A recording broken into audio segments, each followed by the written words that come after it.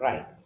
Shorthand higher dictation, 120 words per minute, 7 minutes, 7 minutes, AP October 1960, 5 seconds.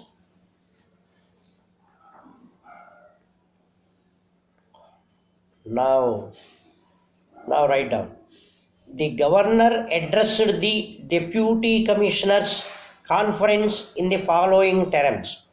I am very happy to be amongst you this morning, and I welcome this opportunity of talking to all of you who have been working in the divisions and districts of this state.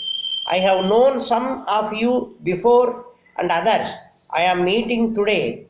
This is the first opportunity I have had of meeting you collectively when you have been deliberating on matters concerning the administration of the state.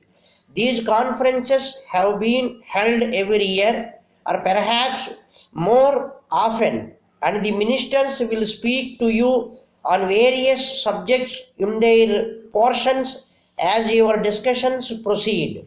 I will merely indulge in some loud thinking this morning. The first thing that occurs to me in this connection is that we should all keep ourselves reminded of the change in our country that have taken place during the last few years. These changes have reoriented our outlook on administration and the outlook of the general public as regards its expectations from the state. The state which you administered a decade ago laid great stress on the maintenance of law and order and the collection of revenue to keep it going. Today, however, the emphasis is on the developmental activities of the state and social welfare of the people. Indeed, the conception and functions of the state have changed into those of a welfare state.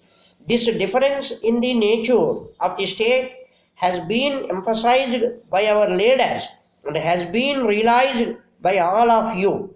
Our attitude to the public should be based on this change.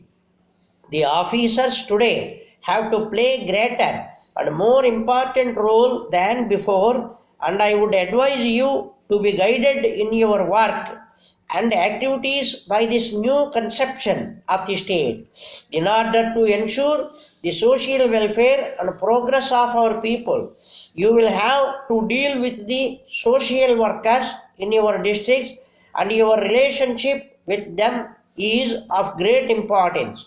Sometimes they may appear to you as being more critical than helpful to the administration, and you may not like their approach to some problems and may even feel that they are lacking in appreciation of the realities of the situation. You should not, however, forget that although they may be lacking in administrative experience, they have to play a necessary and significant role in the changed conditions of today.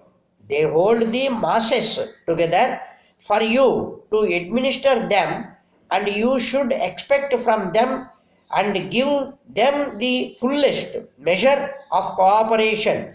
You should have nothing to do with their politics or political affiliations, but it is of importance that you should keep contact with them and make use of their contacts with the public to further governmental policies and programs. All of us, including our present masters and members of government, should have the feeling of brotherhood that prevails amongst members of a common family and should imbibe the sense of discipline found in our soldiers. We should give up criticizing our superiors. This is particularly necessary in our society, which is composed of various castes and creeds. We should never allow any approach along the narrow grooves of community of religion. When I say this, I do not mean I have observed any traces of this approach. Indeed, I have not seen any of it and have not received any genuine complaints. We should create an atmosphere in our administration and among our people that will make such an approach impossible at any level.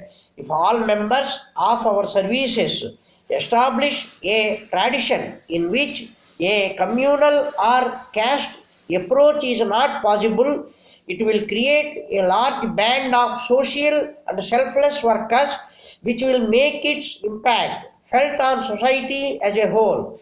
The activities of government in the various departments have increased and daily increasing. Unfortunately, our finances have not kept pace with the desire of government to serve the people. There is therefore an urgent need for reorganizing the district administration so that it maintains and improves its efficiency and at the same time secures an economic use of the finances available. I have a feeling that apart from purely administrative functions in the districts, there is a certain amount of multiplicity and duplication involved in keeping different officials of various departments for work in the same area. We should think of evolving a versatile agency under the deputy commissioner to deal with all development work in the district. We must eliminate delays and speed up the disposal of government work to make the people realize the change in the nature and functions of government that has come about. Our present machinery was not devised, our present objectives in view, and has to be changed suitably to cope with its changed and increased responsibilities. A quick disposal of work would also eliminate chances of corruption.